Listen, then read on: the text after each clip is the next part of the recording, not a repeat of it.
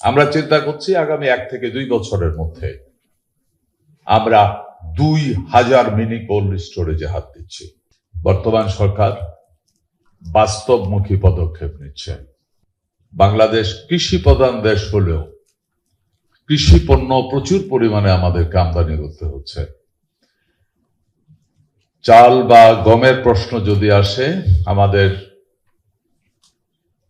জমির স্বল্পতা কারণে আমাদেরকে এটা ইম্পোর্ট কন্টিনিউ করতেই হয়তো হবে। অন্য যে কৃষি পণ্যগুলি আছে এগুলির ব্যাপারে আমরা বেশ কতগুলি পদক্ষেপ নিয়েছি। পেঁয়াজ বীজ পর্যন্ত আমদানি করতে হয়। আমরা আশা করি আগামী বছর থেকে আমাদের পেঁয়াজ আমদানি, বীজ আর আমদানির প্রয়োজন হবে না। আমরা পাট বীজ উৎপাদন করি, কিন্তু প্রয়োজনের তুলনায় সেটা এনাফ নয়। আমরা আশা করছি আগামী 3 বছরের ভিতরে আমরা পাট বীজে স্বয়ংসম্পূর্ণ হব। আমরা আদা আমদানি করি, আমরা আশা করি আগামী 3 বছরের মধ্যে আমরা আদাতে স্বয়ংসম্পূর্ণ হব। প্রশ্ন কিভাবে? আমরা এর জন্য একটা মাস্টার প্ল্যান নিয়েছি। আমরা চাচ্ছি চাহিদার সাথে সামঞ্জস্যতা রেখে উৎপাদনটাকে মিলানো। তাহলে কৃষক তার উৎপাদিত সম্পূর্ণ পণ্য বিক্রি করতে পারবে সঠিক দামে, এবং ভোক্তারা রাউন্ড দ্য ইয়ার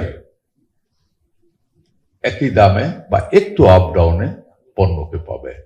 আমাদেরকে বলা হলো যে, অতীতেও দেখেছি যে আমরা ভেজিটেবল কোল্ড স্টোরেজ করি। একটা ভেজিটেবল কোল্ড স্টোরেজ করতে রাউন্ড এই মুহূর্তে 100 crores।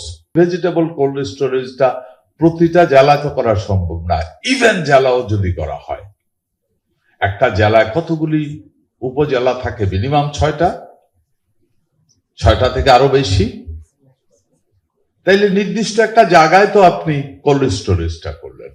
একটা ফার্মার 1 বিঘা জমি করেছে, তার পক্ষে সম্ভব রিক্সা ভাড়া করে বা ভ্যান ভাড়া করে এই 25 মাইল দূরে স্টোরেজে নেওয়া?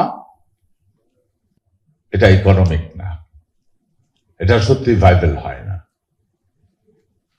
আমরা কল্পনাতে মনে হয় হ্যাঁ কোল্ড স্টোরেজ হয়েছে, এবার ভেজিটেবল কোল্ড স্টোরেজ রাখবে। ভাই, উৎপাদনটা তো করেছে কৃষক। আপনি যদি তার উন্নয়ন চান, তার ঘর দরায় দুয়ারের পাশে কোল্ড স্টোরেজ করে, যেন তার উৎপাদনের পরে ক্যারিং কস্ট সেভ করতে হবে। কৃষক যেন উৎপাদনের স্বাদ উপভোগ করতে পারে। তো আমরা যেটা সিদ্ধান্ত নিয়েছি, আগামী 2 বছরের ভিতরে, এর ভিতরে আমরা পাইলটিং করে ফেলেছি, করে ফেলবো না, করে ফেলেছি।